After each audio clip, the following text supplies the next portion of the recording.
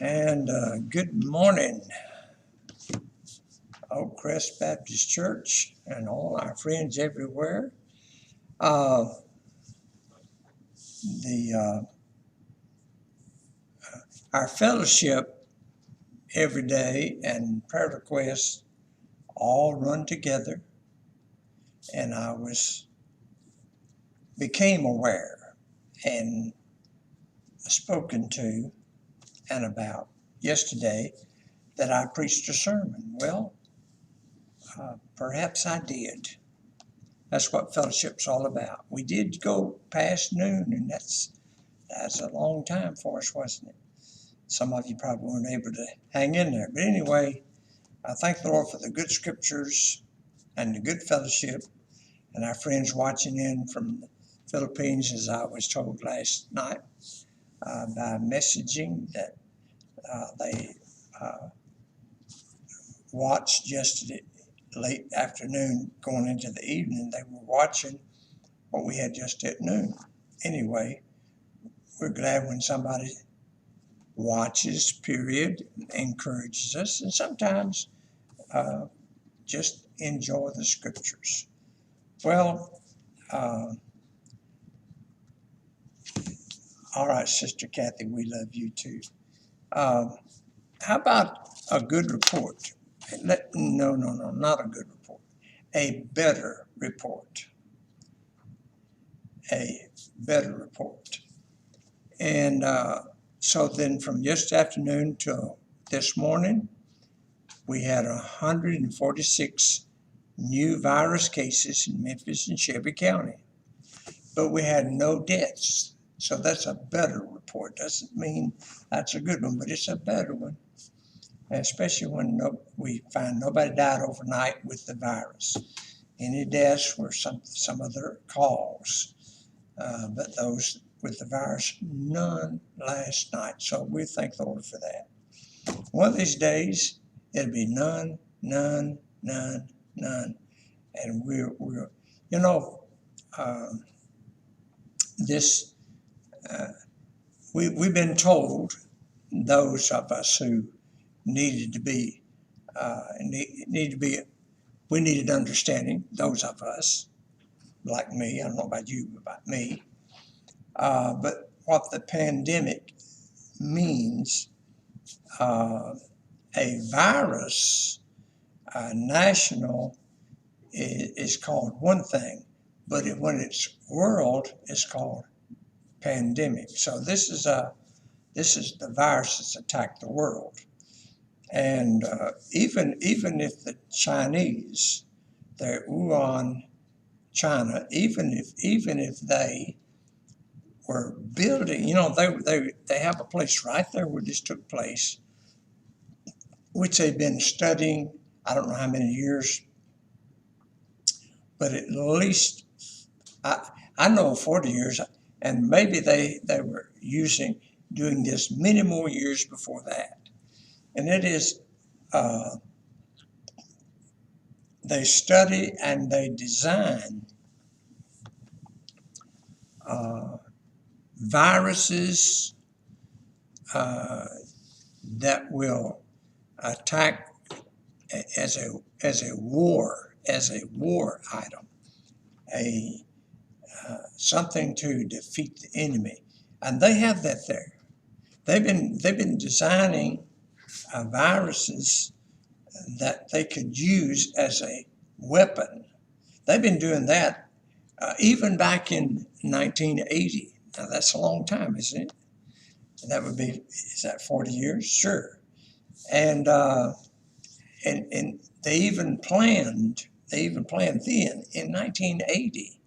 They had plans that came out and delivered to our homeland defense people, and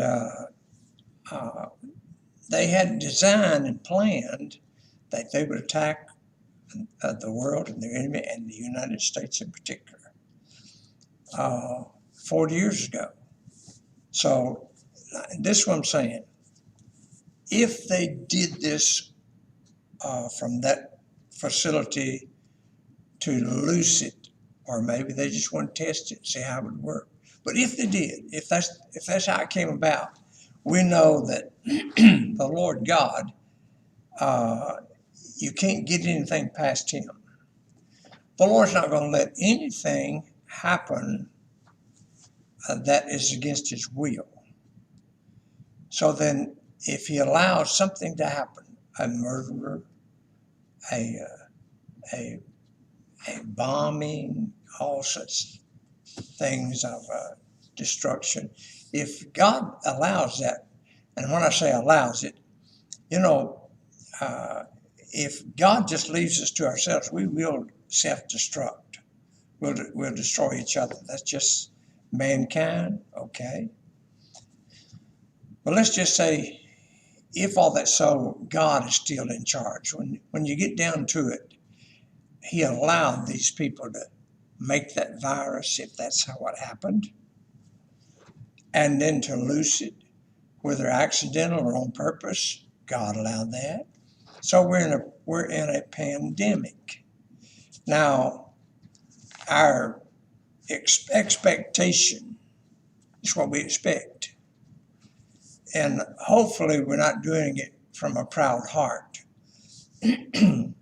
but from truth and wisdom. And that is, we expect this to pass. We expect this pandemic to be over. Our president and those that are working, there's a facility in England that's working very night and day with a treatment for this virus and what they call a cure. When I was a boy, there was polio, the polio virus attacked the world, and we became, and so we were people we knew, and maybe somebody in your family, going back yonder a long time ago. And so then a Jew by the name of Saul, he is the one. Now, there were several people with their vaccinations, but he was the breakthrough man. Now, there was another man who's, competition. And he's come up with he developed a better way to administer the vaccine. Now, Saul came up with the vaccine, and they came out to school where I was going to the country school, and they came out to the school there. I don't know, maybe I was 10 or 11 years old. I can't remember just how old I was. I just remember it. And they came out and they give us a shot with in the arm right here, and it caused a sore and a scab come up there, and I still got the scar, and which was proof that I'd been vaccinated against the polio. Now, the competition people and lab and man, and a lot of that is people hating people, not good. But he did come up with a better, and his institution come up with a better. And now all they have to do is just take a drop in the mouth, and something is amazing, instead of the big shot in the arm, sore, and all that. And they're using that, especially worldwide places now, what they call third world countries. So then, coming back to our story of our pandemic that we're in right now. Say, while we're in it now, if it passes anytime soon, then we'll certainly be talking past tense. Right now, we're in it. It's like being in the eye of the storm when the hurricane or typhoon comes moving in. And here we are. Our expectation is that it'll pass soon. These in California, there's a facility in now I don't know how many we got across the United States, and they're working at it. Everybody's trying to be first, but there is a place in California. This is what they do. This is their business. And just a month ago, they reported that they had nine treatments. They had designed 9 different treatments to work with someone who had the virus. Then they also, and it was hush-hushed because probably simply because it was not FDA approved. But they said they had a cure. And this is weeks and weeks ago. But it's not allowed to go through with it without human guinea pigs and keeping it, and they come up with all these rules, and you got to go so many days, and you got to have so many reports. And some of the people that you take you give them a piece of bread, they think it's medicine, and see how they do. And then the ones that they're treated with the treatment shots and see how they do. I tell you, I would not want to be a human guinea pig on this and think I was being treated and I was getting something that didn't amount to anything. I wouldn't want that. But this, they did declare they have something. One in England is they're real working on it. So we got several, we're talking about several. We're talking about, I don't know how many different facilities in America that are having their trials right now. FDA and government rules and all that kind of stuff, they made them wait until a certain day, and everybody started at the same time.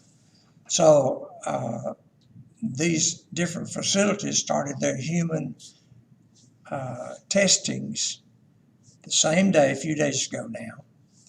And the expectation is we will have a cure treatment for this virus very soon. And we all want that. I think we've been asked by our president to pray and pray for it, and we want the cure. So we kind of expect it. The best way to expect a cure for this virus is to talk to the Lord. And don't put too much confidence in these facilities, but put your confidence in the Lord. And the real people that are finding a cure for this are not the people with the test tubes and the shots and the people that try it out, but it's people like you who are sensitive to the Spirit of God, and you talk to Him from the heart, and the Lord gives it to you. So you're the real cure. So then our expectations is it'll pass, okay? But it hadn't passed yet. And but we want it to pass. Now, there's some spike places in different cities in different states. Out in Arizona got so bad that yesterday, or I think it was yesterday, Mexico, they halted anybody across the border legally there on the Arizona border because Arizona had such a spike in the virus, more so than they feel like that Mexico has it. Anyway, we still have it, but you talk to the Lord about it. I tell you, the Lord is a reasonable God. That's why He said, come and let us reason together. All right, we got a lot of things going on, and we look for the cure. But what do you want? Asking what's in your heart, what's in your mind, your heart, in your conscience. What do you want more than this cure? Well, I think the church wants someone to be saved, born again, become a child of God, delivered from whatever thing that holds them. And then we have Sister Becky says, thank the Lord for the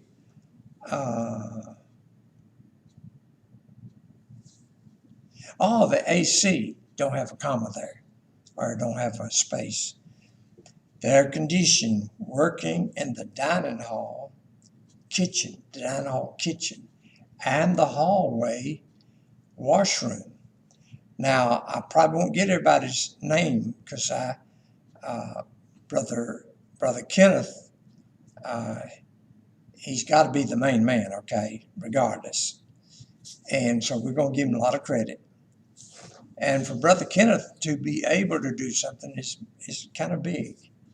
And got up the ladder, and he sat down on those panels that everything with the space between. He sat down with his feet and legs propped down and went to work. I do not know who all was there working, but I saw Brother Gabe. He was in here, and Brother Chandler saw him. Saw Brother Samuel. I'm not real sure, but I think I saw the Fowler twins. I think I saw them. Everywhere you see Brother Parker, you'll see Brother Garrett. Anyway, I think I saw them. On the camera, I can't just see who all's working. But then after a while, I look up at the camera on my screen there, and I see the van's gone, but somebody's there still working. And then the van comes back. I think probably made about 2 trips and worked on till, I think it was sort of dark 30 at night, nightish at evening time. And, but I know this, we're here in the dining hall this morning. In the kitchen, it's cold, air conditioned type cold. In the hallway where the thermostat's set up for the unit that operates the washroom, the laundry room, and the restrooms, that unit, it's been running. Yesterday it was running 80 degrees. It's usually been running 74 with our doors open, and sometimes, but yesterday was a little bit more. It's cold this morning, so it looks like our fellows have repaired both the units. One of them been down to 8 months, and but we didn't have the time and ability to tackle it. And I told Brother Rick, I said, it's throwing the circuit breaker, and I'll go back and turn it on, but last minute it turns off again. And he said, well, let's just turn it on heat. It was 8 months ago. And we'll just run with circulation air. And that's what we've done for 8 months. And it had not been, we were guessing at what we thought the trouble might be. Without any, nobody could check it.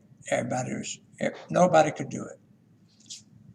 So then whatever Brother Kenneth did and the fellows did, I'm telling you, it's working today.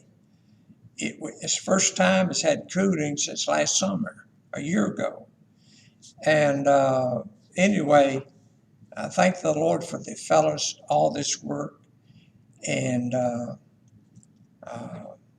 let's see. Sister Becky says, Brother Trigg, Brother Parker, Brother Garrett, Brother Gabe, Brother Kenneth, Brother Chandler, Brother Samuel, all of y'all, thank you. Thank you. This is big. This is big.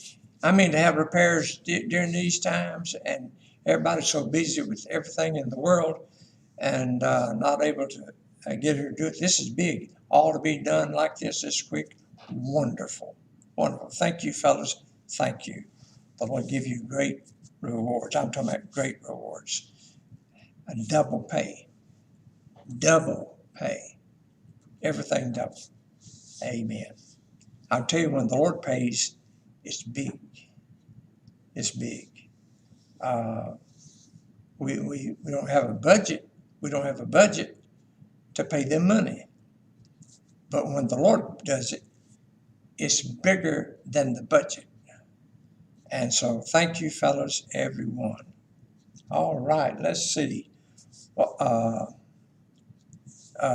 The monies that have been given for the purpose of providing primarily food for some very needy people in the Philippines, for Brother Steve's work. And so then last night we were able to send, because all the monies that came in, $819 to Brother Steve last night. He was very happy about it, and feeding people, what are you talking about, before the night was over, our night. And so thank the Lord for that. Brother Noel and Sister Monica, I sent them a message about, because we hadn't getting reports on just exactly what's going on there, about the foods. How's everybody doing? The church and folks. And they said that they had people that came to the church to stay from March all the way until last week because of so much virus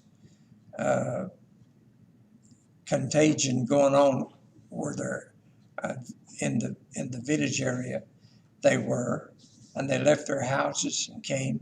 And so then they have been feeding 55 people every day from March until last week. Now, I know we sent a little bit of money, but just a little. But anyway, but we with the channel sent some money where some other good, wonderful folks, churches, sent to help them out during this time. Thank the Lord that we're getting that kind of help. So anyway, give you an idea of what so many people are doing. And that's just right there. I just asked what's going on right there at Lighthouse Christian Baptist Church. And that was a reply I got from both Brother Noel and Sister Monica telling me what's going on. All right. Sister Rachel, thank the Lord for a big day on the camper yesterday. Please pray. A ton to be done. And so then that's an expression of a lot of work in 3.5 weeks.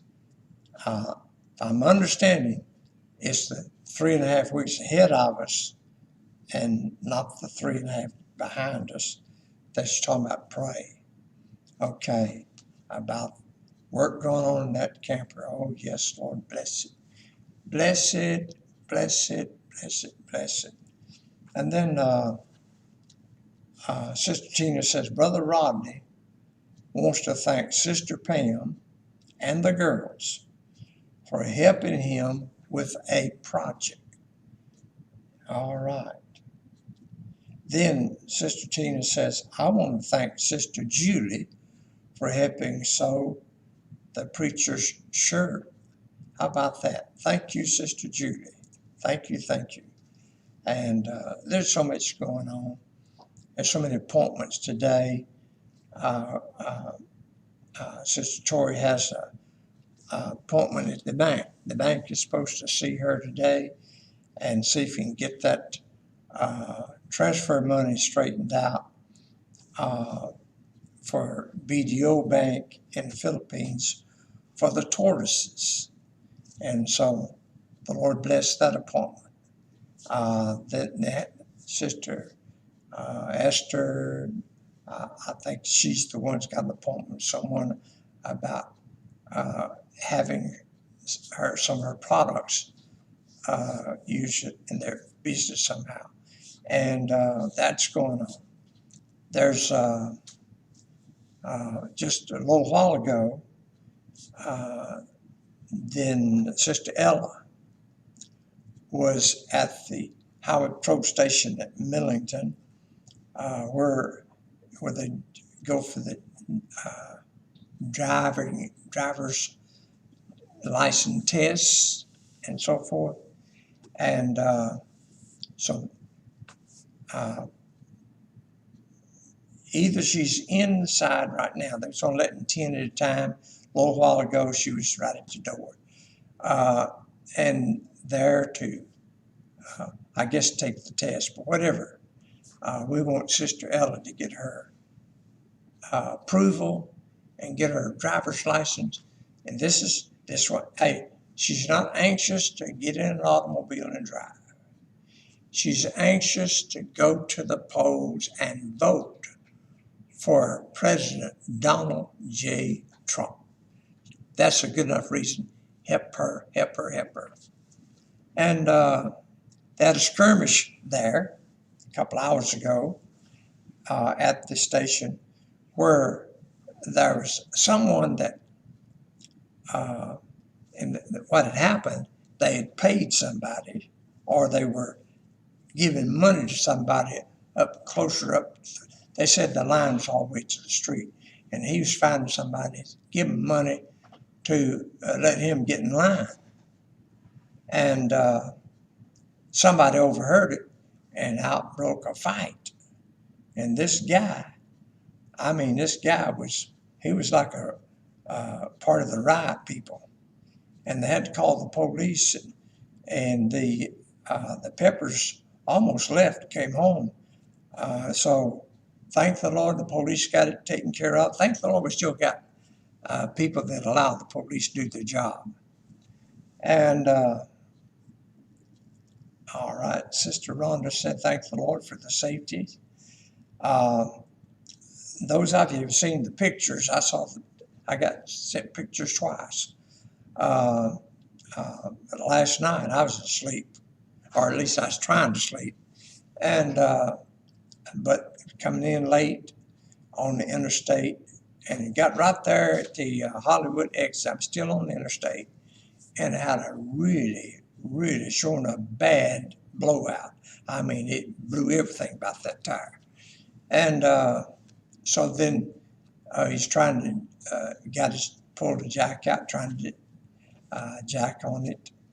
I guess he had the jack with him, whatever's going on. And it couldn't get it jacked up high enough to get the wheel off. But there was some pieces of concrete, broken off pieces on the ground right there, and rolled him up under the truck, put his jack on top of it, and finally made it, and he got it and got to come home. So thank the Lord, again, thank the Lord for safeties. I mean, you have a blowout and your tire go boom, and you're on the interstate, boy, you could have a lot of wrecks, couldn't you? And so thank the Lord for all that good protection. And then an unspoken request is he got the computer installed before he left his job on the van, and they still have a problem, and he believes it's when he unplugged, it's called a map sensor, a little electronic part, and vacuum and electrical running together. And so when he unplugged it, it wanted to run. So he's going to get a map sensor put on it. Wouldn't it be good if that's all that he needs now with that new computer and things just run so good? That'd be good, wouldn't it? All right, Sister Esther says our appointment got put on hold today due to somebody had a virus, and so just praying for the best and whatever it takes for all that. And then we're going to set up at a new market this weekend. And please pray that it goes well. Wouldn't that be good? Wouldn't this be good? Just really, it's so encouraging when you have that one good day. Bless it very much. Yes, Sister, we're blessing that. All right. How about any other Thanksgivings or prayer requests? Brother Steve may be watching or going to watch.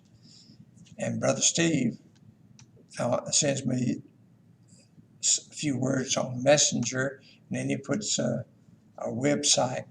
I do not go to that, Brother Steve. I do not. Let me tell you why. I have attempted to. And when I click on it to go to website, you know what happens? My system comes up with a flash and says, this is dangerous, do not do this. So I don't do it. I know what you intend is good, but I've got to rely on my program to tell me to keep my phone safe, keep my banking safe, keep all these things, when I'm going to send money with Zoom or Remitly, I need to keep those things safe. So I don't do some of those things. You want to tell me something? Tell it in words. You want to show me something? Send me some pictures, some photos. Okay. All right. Got that done. All right. Thank the Lord for President Donald J. Trump. I knew we had to get around to that. Okay. Now,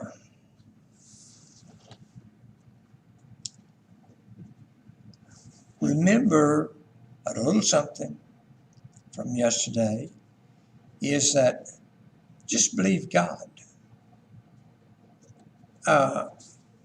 Jehoshaphat, King Jehoshaphat, he was a good one. He had a problem, that is, he made friends with Ahab, but his lifestyle was godly. And there was a time when a report came in, somebody had spied 3 nations, armies of 3 nations gathered together, was traveling toward them for the purpose of annihilating everybody. And Jehoshaphat, and it began to pray and have prayer. And then they had a little prophet there, bless the Lord. And he stood up and prophesied. And then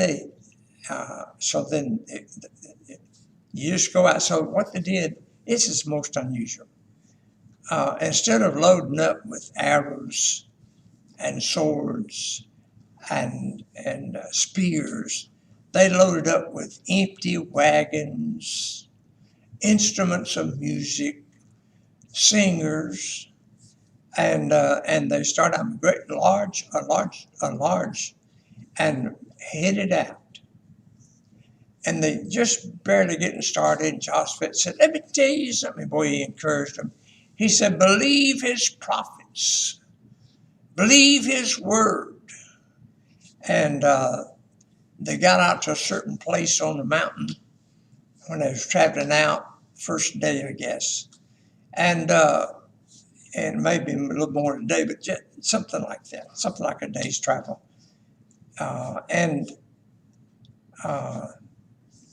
The Lord told him, said, I want you to blow your instruments, sing and shout. And both they did. Now out of sight, over the mountain, they couldn't even see them. Had nobody watching them. The Lord sent ambushments. Somehow, one of these nations, there are some people, and you got people that you got problems. There were some people in one of these nations who remembered something they had against the people in the other nation. And so they began to fight each other, something, and the Lord encouraged it, So then they fought and killed one another until finally they turned to the the last third nation, and they fought until they killed each other and everybody's dead. Everybody's dead. They didn't just kill some of them, they killed everybody, killed everybody. That's a bad way to go, but it's good for God and good for the Lord's people. And when they came over the hill, all they could see was a valley full of dead bodies. Now, many years later, the Lord takes Ezekiel out to a valley, and he said, "What do you see?" He said, "I see a bunch of dead bones all over the valley."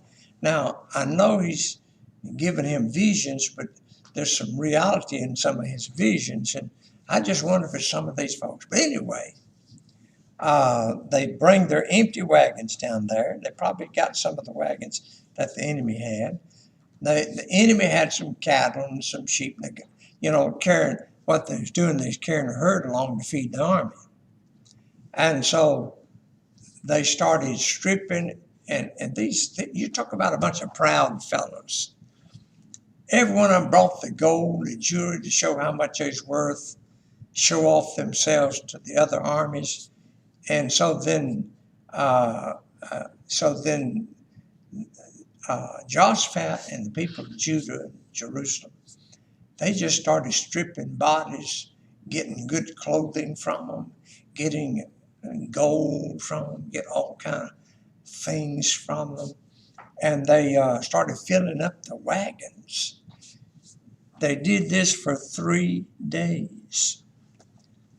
It was so many dead people out there and so many things upon each one, and including their weapons, everything they had, everything of value. And like I say, some wagons and their cattle. It took them 3 days to gather all these things in the wagons. And but it went back of the young prophet, their prayers, and Jehoshaphat when he said, "Believe his prophets, believe his word." I'm telling you, if you just believe God, all you got to do is believe God. You believe his prophets. You believe his word. You believe God. God will hear your heart's cry. All right. Are we all in this morning?